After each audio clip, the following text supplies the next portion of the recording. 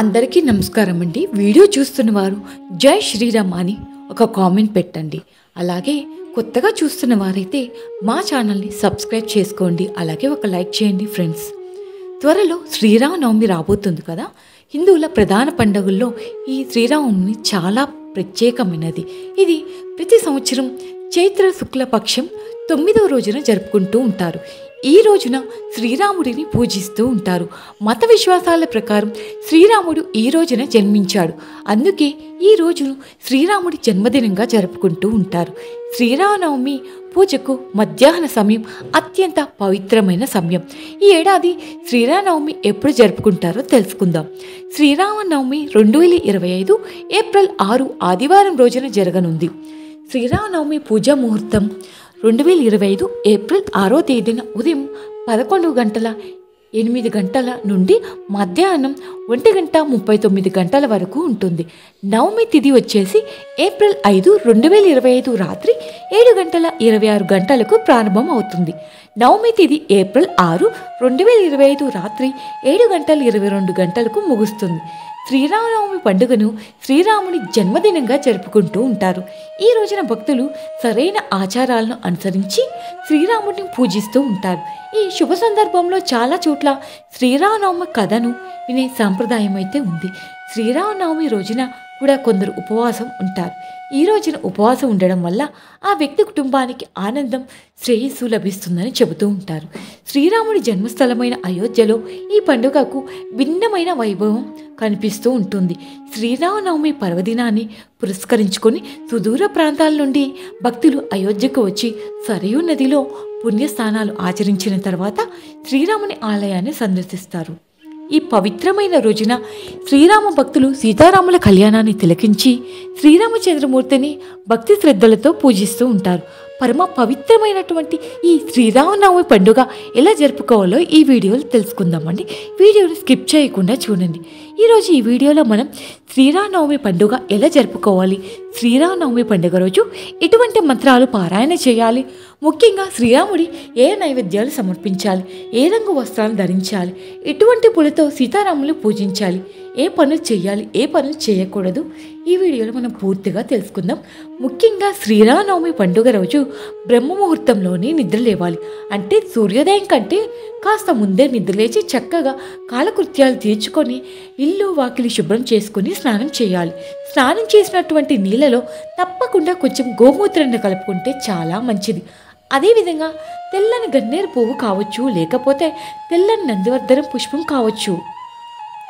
ఏదో ఒకటి తెల్లని పువ్వుని నీళ్ళలో వేసుకొని, కుదిరితే ఒక తులసి దళాన్ని కూడా నీళ్ళలో వేసుకొని చక్కగా తలస్నానం చేయాలి. స్త్రీలు పురుషులు అందరూ కూడా తలస్నానం చేసి ఆ తర్వాత తప్పకుండా కాషాయపు వస్త్రాలను ధరిస్తే చాలా మంచిది. ఎరుపు రంగు వస్త్రాలను ధరిస్తే కూడా చాలా మంచిది. ఎందుకంటే శ్రీరామచంద్రుడి వంశానికి మూల పురుషుడు సూర్యదేవుడు. వాళ్ళు సూర్యవంశపు రాజులు కాబట్టి శ్రీరామచంద్రుడు ప్రతినిత్యం కూడా సూర్యదేవుడికి నమస్కారం చేయకుండా తన దినచర్య అనేది ప్రారంభించేటటువంటి వాడు కాదు. అరణ్యవాసంలో కూడా శ్రీరామచంద్రమూర్తి ప్రతినిత్యం సూర్యుడికి ఆర్ఘ్యం సమర్పించేవాడు. ఆదిత్య హృదయం మంత్రం పఠించేవాడు. కాబట్టి సూర్యదేవుడి ఇష్టమైనటువంటి రంగు ఎరుపు రంగు. కాబట్టి ఆ ఎర్రని వస్త్రాలను ధరిస్తే చాలా మంచిది. కుదిరినటువంటి వాళ్ళు తెల్లని వస్త్రాలైనా ధరించవచ్చు. మగవాళ్ళైతే చక్కగా తెల్లటి పంచ టవల్ ధరించవచ్చు. స్త్రీలైతే ఎర్రని చీర కట్టుకుంటే రెడ్ కలర్ బోర్డర్ ఉన్నటువంటి తెల్లని చీరను తప్పకుండా ధరించాలి. తర్వాత 3 నామాల్ని చక్కగా పెట్టుకోండి. శ్రీరామనవమి తప్పకుండా బొట్టు పెట్టుకుని పూజ అయితే చేసుకోవాలి. కాబట్టి తప్పకుండా ప్రతినిత్యం కూడా సాంప్రదాయాన్ని బట్టి బొట్టు పెట్టుకోవాలి. కనీసం శ్రీరామనవమి పండుగ రోజు అయినా మంచిగా నుదుటిన నిండుగా బొట్టు లేకపోతే భస్మాన్ని ధరించండి. చక్కగా గంధం బొట్టు కుంకుమని పెట్టుకోండి. ఆ తర్వాత ఇంటికి తోరణం కట్టాలి. మామిడాకులతో చక్కగా తోరణం కట్టాలి.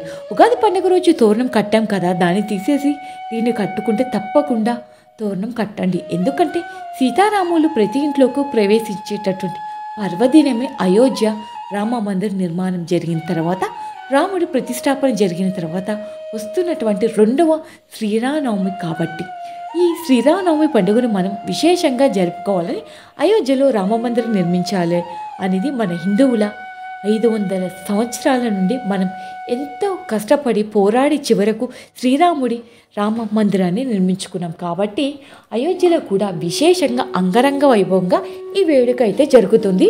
మనకు సాక్షాత్తు ఆంజనేయ స్వామి శ్రీరామచంద్రమూర్తి అవతార సమాప్తి చేసిన వైకుంఠానికి వెళ్ళిపోయేటప్పుడు చెప్తున్నాడనమాట. ఎక్కడ శ్రీరాముని తలుచుకుంటూ ఉంటారో ఆ సీతారాముల శ్రీరామచంద్రుని పాటలు పాడుతూ ఉంటారు. అక్కడ ఆంజనేయ స్వామి చేతులు జోడించి భాష వారి పరిపూర్ణ లోచనం అంటే ఆంజనేయ స్వామి ఆనంద బాష్పాలను కన్నీళ్లు కారుస్తూ శ్రీరామ శ్రీరామ అంటూ ఆ ఇంట్లోనే కూర్చుంటాడు. ఆంజనేయుడు ఆ ఇంటి దరిద్రాన్ని ఎలాంటి దరిద్రం ఉన్నా సరే మన ఇంటి దరిదాపులో కూడా రాక్షసులు రాకుండా దుష్ట శక్తులు రాకుండా రక్షిస్తూ ఉంటాడు. ఆంజనేయ స్వామి మన ఇంట్లో ఉన్నటువంటి వాస్తు దోషాలు ఉండవు, మనకు నరదృష్టి ఉండదు, నరపీడ ఉండదు, సకల దేవత ఇంట్లో ప్రవేశిస్తారు. కాబట్టి తప్పకుండా సీతారాముల ఫోటో ఒకటి తెచ్చి శ్రీ సీతారాముల పండుగ మనం తప్పకుండా జరుపుకోవాలండి. సీతారాముల పండుగ రోజు స్వామివారి ఫోటో అయితే పెట్టుకోండి. మీ ఇంట్లో ఉంటే సీతారాముల చిత్రపటం ఆ ఇంట్లోకి చక్కగా పూజ అయితే చేసుకోవచ్చు. ఇంతకీ పూజ ఎలా చేయాలంటే ముందుగా మహాగణపతిని ప్రార్థన చేయండి. గణపతి మీద ఒక పుష్పాన్ని పెట్టి నమస్కారం చేసుకొని ఆ తర్వాత చక్కగా దీపాలు వెలిగించండి. మూడు ఒత్తులు వేసుకొని ఆవు నెయ్యితో కావచ్చు, నువ్వుల నూనెతో కావచ్చు, కొబ్బరి నూనెతో కావచ్చు దీపాలు వెలిగించండి. ఆ తర్వాత సీతారాముల చిత్రపటాన్ని చక్కగా తుడుచుకొని గంధం కుంకుమ బొట్లు పెట్టి ముఖ్యంగా స్వామివారికి తులసి దళాలు పూజ చేయండి. స్వామి విష్ణుమూర్తి స్వరూపం కాబట్టి తులసి దళాలు శ్రీరామ నవమి రోజు సీతారాముల సమర్పిస్తే ఆ స్వామి తప్పకుండా మనల్ని అనుగ్రహిస్తాడు. ముఖ్యంగా ఎర్రటి పుష్పాలతో స్వామిని పూజ చేస్తే స్వామివారి అనుగ్రహం తొందరగా కలుగుతుంది. ఎర్రని గులాబీలు లేకపోతే ఎర్రని మందార పుష్పాలతో స్వామిని పూజించాలి. ఆ తర్వాత నైవేద్యం ఏం పెట్టాలంటే ముఖ్యంగా శ్రీరామనవమి పండుగ రోజు పానకము, వడపప్పు, అదేవిధంగా పరమాన్నం, తీపి అన్నం అంటే స్వామివారికి చాలా ఇష్టమండి. దద్దోజనం, పానకం, వడపప్పు, ముఖ్యంగా బెల్లం, పరమన్నం, దద్దోజనం ఈ స్వామికి నివేదన చేయాలి. స్వామికి నివేదన చేసిన తర్వాత చక్కగా ధూపం సమర్పించండి. అగరవత్తులు వెలిగించుకొని స్వామికి పూజ చేయండి. ఆ తరువాత స్వామివారి ముందర ఒక కొబ్బరికాయ కొట్టి నైవేద్యం నివేదన చేసి హారతి ఇవ్వండి.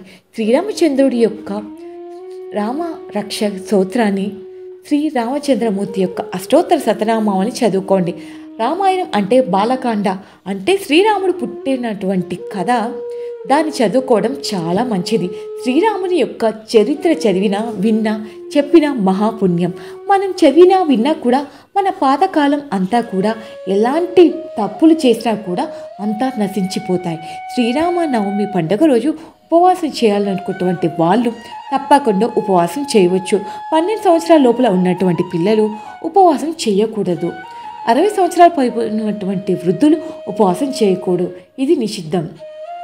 సీతాదేవి రాముల వారితో ఒకసారి చక్కగా ఇలా చెప్పారు, మీ ఉంగరాన్ని నాకు తెచ్చి ఇచ్చి లంకను కాల్చి నా చూడమని తెచ్చి మీకు ఇచ్చి మనిద్దరిని కలిపినటువంటి మహానుభావుడు కదా ఆంజనేయుడికి ఏమైనా బహుమానం ఇవ్వండి అంటే శ్రీరాముడు చిరునవ్వు నవ్వి సీత, ఆంజనేయుడిని నేనే ఆంజనేయుని నేనేమి ఇవ్వగలను, మేమిద్దరు కూడా ఒకటి అంటే అప్పుడు సీతాదేవి అంటుంది, మీరు ఎప్పుడు ఇలానే అంటారు, నేను ఇస్తానని తన మెడలో ఉన్నటువంటి అమూల్యమైన రత్నాల హారాన్ని ఆంజనేయ స్వామికి ఇస్తుంది.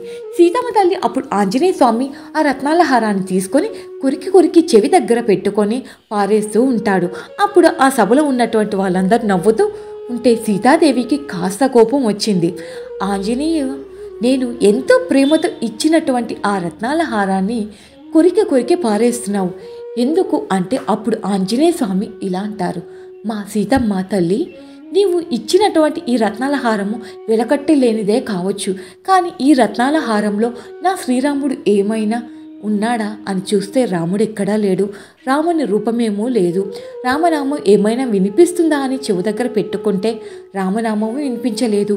రామ రూపము రామనామము లేని రత్నాల హారం ఎంత విలువైనదైనా నాకెందుకమ్మా, అందుకే పారవేశాను అంటే అప్పుడు సీతాదేవి, ఓహో అయితే నువ్వు వేసుకున్నటువంటి నగల్లో ఉన్నాడా సీత ఆ రాముడు, ఆ శ్రీరాముడు అంటే నేను ధరించినటువంటి ఆభరణాల్లో కాదమ్మా, నా హృదయంలో ఉన్నాడు చూడు అని జై శ్రీరామ్ అని తన హృదయాన్ని చీల్చేస్తున్నాడనమాట.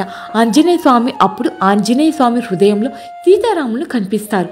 అందరూ కూడా నమస్కారం చేసుకుంటూ అలా సీతారాములు తన హృదయంలోనే దాచుకున్నటువంటి మహాభక్తుడు ఆంజనేయ స్వామి. కాబట్టి ఆంజనేయ స్వామి దేవాలయానికి వెళ్ళి ఆయనకు నమస్కారం చేస్తే ఆ నమస్కారం సీతారాములకు చేరుతుందని, సీతారాముల అనుగ్రహం కూడా తప్పకుండా కలుగుతుంది. కాబట్టి రామాలయం దగ్గరలో ఉన్నటువంటి వాళ్ళు ఆంజనేయ స్వామి దేవాలయానికి వెళ్ళి ఆంజనేయ స్వామిని భక్తి శ్రద్ధలతో పూజించి ఆరాధించి రావచ్చు. ముఖ్యంగా శ్రీరామనవమి పండుగ రోజు రాముల వారి కళ్యాణం చూడండి.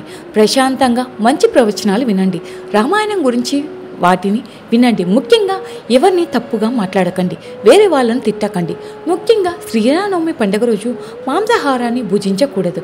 ముఖ్యంగా ధూమపానం, మద్యపానం అలవాటు ఉన్నటువంటి వాళ్ళు శ్రీరామనవమి రోజు పొరపాటును కూడా సేవించకూడదు. తప్పకుండా రాత్రికి బ్రహ్మచర్యాన్ని పాటించాలి. స్త్రీ పురుషుల కలయిక అనేది పూర్తిగా నిషిద్ధం.